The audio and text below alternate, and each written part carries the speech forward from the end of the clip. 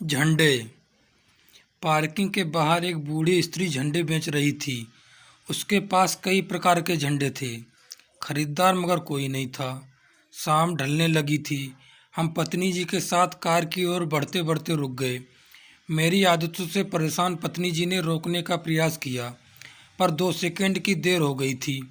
मैंने झुक चुका था। अम्मा, कितने बेच लिए झंडे? मेरी आवाज़ पर पत्नी के कान फैल गए। बूढ़े ने सांवलिया निगाहों से मेरी ओर देखा। कौन सा दूं? ये 5 वाला, ये 10 वाला, ये 20 वाला, ये 30 वाला और एक 40 वाला भी है। अम्मा, सारे कितने होंगे? अब बूढ़ी की आंखें फैली। शायद पहली बार किसी ने उससे ऐसा पूछा था। सारे तो कुल 450 रुपये के होंगे बेटा। बुढ़िया ने हिसाब जोड़ा। मगर तुम क्या करोगे? पत्नी ने खींचकर विरोध किया। अरे, अपने पड़ोसियों के बच्चों को देंगे। वे विरोधी मानसिकता के हैं, अपने बच्चों की भी नहीं सुनते। मैंने बूढ़ी अम्मा को झंडे बेचते देखा तो मुझे याद आ गया। बाजू वाले टीनू का रोता हुआ चेहरा तुमने देखा नहीं था?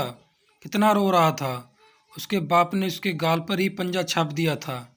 मेरे पास तब झंडा होता तो मैं दे देता। कितना खुश हो जाता ना।